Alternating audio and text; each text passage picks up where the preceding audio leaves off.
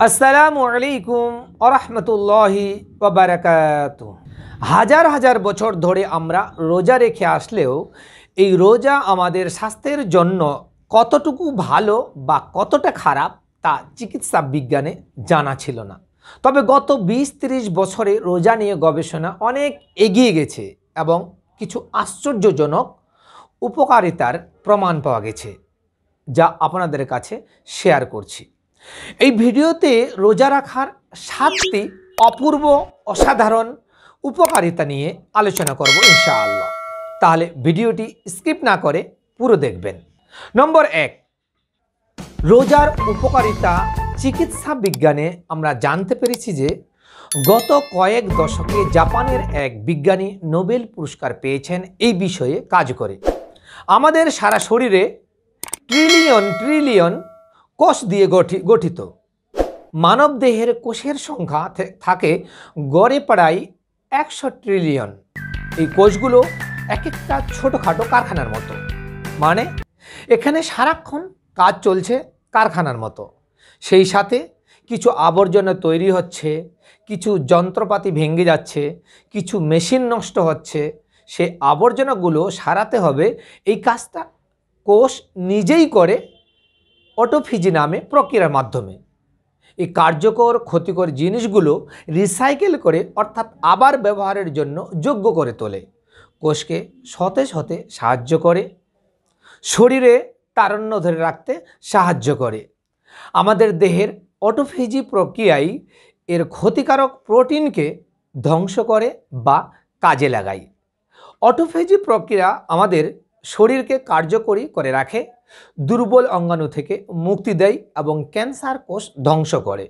শরীরে এ প্রক্রিয়া অনুপস্থিত থাকলে ক্যান্সার কিংবা নানাবিধ স্নায়ুবিক রোগ হতে পারে। আমরা যখন খাওয়ার মধ্যে থাকি, অর্থাৎ আমরা যখন খাই, এই অটোফেজি প্রক্রিয়া দমে থাকে। অন্যদিকে রোজা অবস্থায় অটোফেজি প্রক্রিয়া বেড়ে যায়।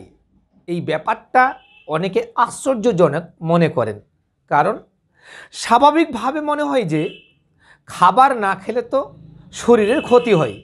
কিন্তু গবেষণায় দেখা গেছে যে কোষগুলির মেরামতের কাজ বেড়ে যায়। রোজা ছাড়াও অটোফেজি প্রক্রিয়া বাড়ানোর আরও উপায় আছে, যেমন ব্যায়াম, তবে যেন ঘাম ছাড়ানো ব্যায়াম হয়। বেশি সময় না হলেও যেন হয় কমসে কম 15 মিনিট। এই ধরনের ব্যায়ামে অটোফেজি প্রক্রিয়া চালু হয় বলে গবেষণায় জানা গেছে। যারা কোনো সময় ব্যায়াম করেন না, তারা অন্তত পক্ষে রোজা রেখে যতটা পারেন হালকা করে ব্যায়াম করেন। শরীরে যতটুকু কুলায় ততটুকু করেন। নম্বর 2, আমাদের শরীর চালানোর জন্য ফিউল বা জ্বালানির প্রয়োজন হয়।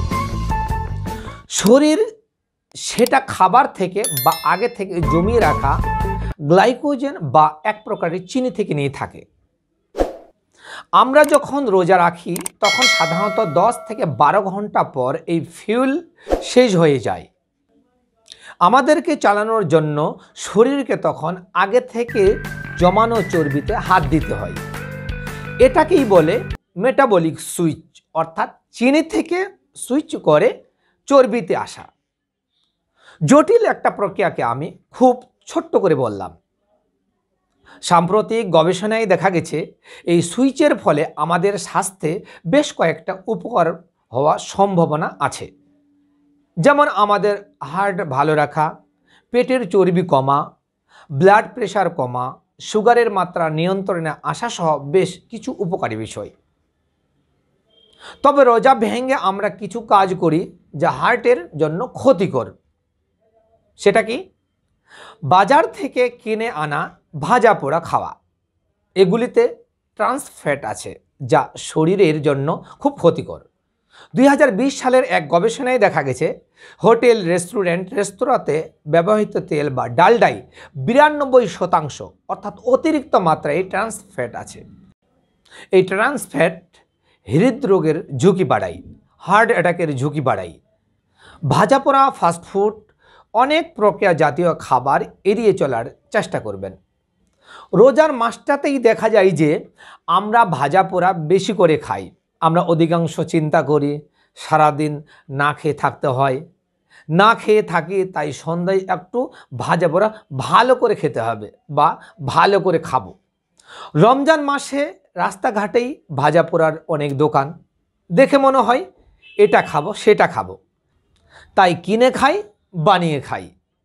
কিন্তু রোজা রেখে যেটা আমাদের উপকার হচ্ছে, সেই উপকারটা যদি আমরা ভালোভাবে নিতে চাই, তাহলে এই সব ভাজাপোড়া থেকে আমাদের একটু দূরে থাকতে হবে। নম্বর 3, আমাদের নাড়িভুঁড়িতে অনেক অনেক জীবাণুর বসবাস বা জীবাণুর ফ্যাক্টরি বলা যায়, যা আমাদের রোগ প্রতিরোধ ক্ষমতা বৃদ্ধি সহ আর অনেকভাবে স্বাস্থ্যের জন্য উপকারী। না খেয়ে থাকলে আমাদের নাড়িভুঁড়িতে উপকারী জীবাণুর সংখ্যা বাড়ে, অর্থাৎ রোজা রাখলে এখানে উপকারিতা আছে। উপকারী জীবাণুকে আরেকটু সাহায্য করার জন্য টক দই, আঁশ জাতীয় খাবার খেতে পারেন। নম্বর 4, বিভিন্ন দেশে করা 35টা গবেষণা একত্রিত করে দেখা গেছে যে রমজানের রোজার পরে 1 থেকে 1.5 কেজি ওজন কমে। এটা গড় হিসাব, অর্থাৎ কারো ওজন কমেছে, কারো বেড়েছে, তবে সব ওজন একসাথে নিলে দেখা যায় 1 থেকে 1.5 কেজি ওজন কমেছে। নম্বর 5, সুগারের মাত্রা থেকে বোঝা যায় পরবর্তীতে ডায়াবেটিস হওয়ার ঝুঁকি কেমন।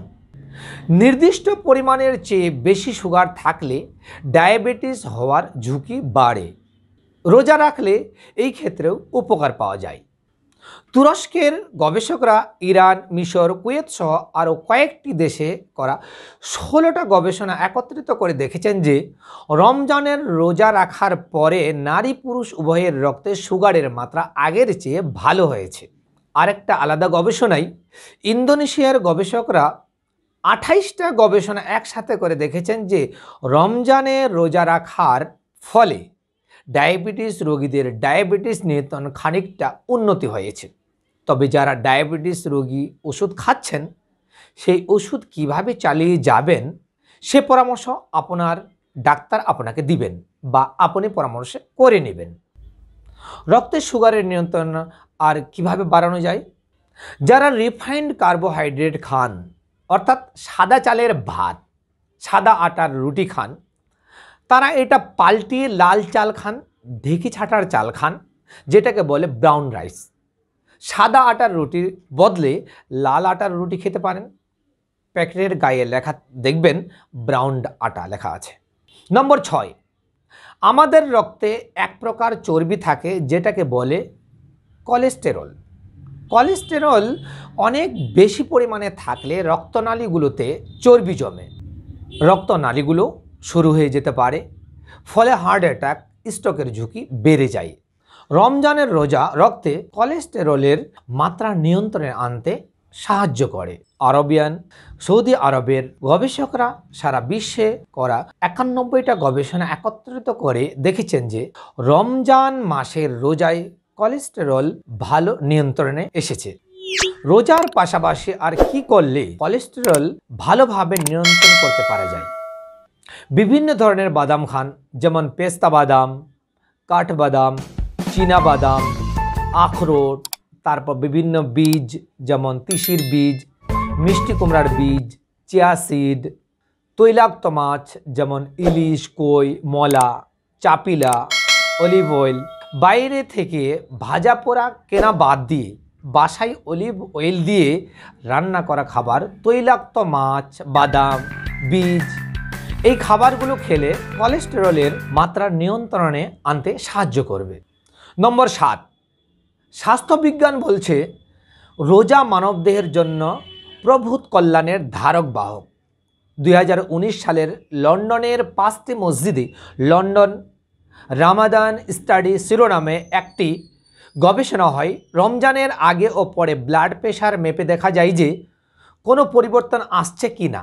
দেখা গেল সিস্টোলিক ব্লাড প্রেশার তথা ব্লাড প্রেশারের উপরের সংখ্যাটা কমেছে 7 মিলিমিটার মার্কারি, আর দ্বিতীয় সংখ্যাটি 3 মিলিমিটার মার্কারি কমে গেছে।